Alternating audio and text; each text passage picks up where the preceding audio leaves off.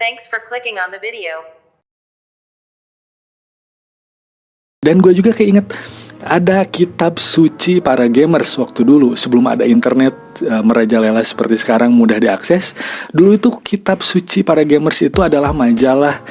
Dan yang paling gue inget ini begitu datang ke rental PS, brother, di situ kita nyari stick ya, nyari stick. Kadang-kadang sticknya itu nggak enak buat kita main gitu. Selamat datang di Suara Gary Channel. Jangan lupa like, share, dan subscribe channel ini biar channel ini semakin berkembang dan terus bisa memberikan manfaat tentunya buat teman-teman semua. Terima kasih. Di sini gue pengen nostalgia sedikit. Gue teringat bagaimana perjuangan gue nggak jajan di sekolah karena bekal gue pas-pasan. Gue ngirit dan pulang sekolah gue pergi ke rental PS sama teman-teman. Dan juga gue keinget waktu gue males sekolah. Ini jangan ditiru. Gue males sekolah.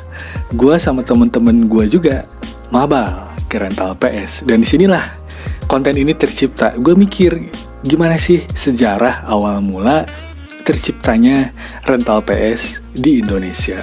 Dan yang paling gue inget ini begitu datang ke rental PS, brother, di situ kita nyari stick ya, nyari stick. Kadang-kadang sticknya itu nggak enak buat kita main gitu. Meskipun bekas orang lain, mungkin mereka juga nggak nyaman dengan stick yang mereka pakai.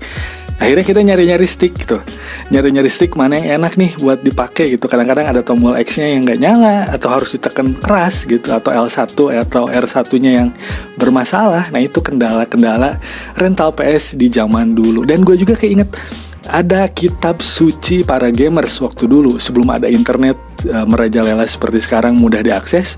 Dulu itu kitab suci para gamers itu adalah majalah Game Station atau Hot Games. Gue sempat mengoleksi beberapa majalah Hot Games, cuman mungkin sekarang sudah nggak keluar lagi. Udah pasti teman-teman yang zaman sekarang nggak akan tahu itu majalah Hot Games dan Game Station. Tapi kalau seangkatan gue mungkin, oh iya gue juga dulu sempat beli nih majalah Hot Games atau majalah Game Station. Nah itu jadi kitab suci para gamers. Kita mencari rekomendasi game yang rame, atau kita cari walkthrough biasanya, atau kita cari cheat biasanya di situ, di majalah itu. Wah, seru lah.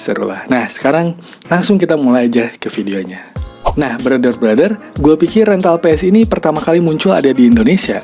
Ternyata nggak kayak gitu. Ternyata pertama kali rental PS ini ada di pusat, ada di Jepang. Pertama kali muncul itu tahun 1995 bersamaan dengan peluncuran PS1 oleh Sony. Nah, waktu itu PS1 ini dianggap sebagai teknologi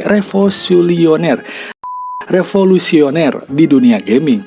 Namun, karena harga konsolnya cukup mahal waktu itu, sehingga nggak semua orang mampu membelinya, termasuk gua. Nah, akhirnya, di Jepang sendiri, orang-orang mulai menyewakan konsol mereka di toko-toko kecil atau di rumah-rumah mereka. Nah, tren rental PS1 ini kemudian menyebar ke negara-negara lain seperti Amerika Serikat dan Eropa. Nah, bisnis rental PS ini menjadi booming di akhir tahun 1990-an karena meningkatnya popularitas konsol ini, brother. Di Indonesia sendiri, brother, rental PS ini mulai populer pada akhir tahun 1990-an. Nah, konsol PS1 sendiri, konsol PS ini menjadi favorit di kalangan anak-anak muda, di kalangan bocil-bocil, karena harganya yang jauh lebih terjangkau dibandingkan dengan konsol lain seperti Sega Saturn. Kala itu harganya si Sega ini 798.000, PS1 harganya 598.000, dan Nintendo 64 waktu itu harganya 398.000. Nah, Nintendo ini kalah diminati lah sama PlayStation, bukan karena harganya murah, brother, tetapi karena strategi teknologi, pemasaran, dan dukungan pengembangan Sony PlayStation jauh lebih unggul dibandingkan dengan Nintendo. Jadi udah pada bosen main Nintendo mungkin waktu itu kita. Dengan menawarkan game berkualitas tinggi, grafik yang lebih baik, dan pasar yang lebih luas, Sony PlayStation berhasil menarik kaum remaja dan dewasa muda yang menjadi pasar terbesar dalam industri game pada era itu, brother. Pada awalnya, rental PS dimulai secara sederhana lah di lingkungan rumah. Nah, biasanya si pemilik konsol ini ada rumah dan ada ruang tamu, di situ ada TV kecil, dan biasanya yang nyewa ini bayar sesuai dengan durasi jam. Jadi timernya itu pakai remote TV gitu ya, brother. Masih inget? Gua masih inget kalau ada salah satu rental PS di dekat rumah gua. Jadi kalau main sejam itu kita dapat kupon. Nah, si kupon itu dikumpulin sampai 10, baru kita dapat gratis 1 jam. Tapi mungkin strategi bisnis itu nggak berlangsung lama karena si owner rental PS waktu itu mikirnya bakal sepi, sehingga mereka pakai strategi kupon itu. Ternyata di situ meskipun rental PS-nya sedang ada yang main gitu ya, ternyata bocil-bocil itu tetap ngantri, tetap lihat si orang lain mainin game yang lain gitu. Jadi itu mungkin strategi itu yang si kupon itu jadi hilang karena itu, teman-teman. Nah, ternyata kalau gue pikir kita ngeliatin orang main game tuh udah jadi kebiasaan waktu kecil ya. Kita ngeliatin orang main game Winning Eleven, Tony Hawk Pro Skater, itu udah jadi kebiasaan kita sewaktu kecil, sehingga sekarang ngeliatin ada streamer main game kayak Bang Windah Basudara itu udah jadi hal yang biasa. Tapi kalau zaman dulu Bang Windah ada di era zaman dulu, kayaknya susah buat terkenal kayak sekarang gitu ya. Nah, di sini gue udah buat list ada apa-apa aja tentang PS1 sampai ke PS5. Jadi PS1 ini menjadi konsol yang mengawali adanya rental PS di Indonesia. Game-game seperti Winning Eleven, Tekken 3, dan Crash Bandicoot, dan juga Tony Hawk Pro Skater.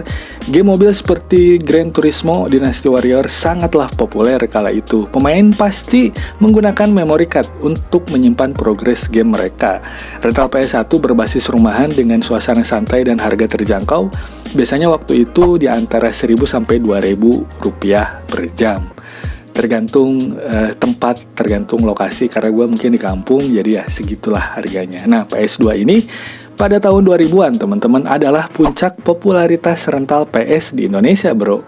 PS2 hadir dengan grafis yang lebih baik, pilihan game yang lebih banyak, dan si PS2 juga ini bisa menggunakan DVD player, jadi bisa nonton DVD waktu itu di PS2 itu satu hal yang canggih menurut gua ya.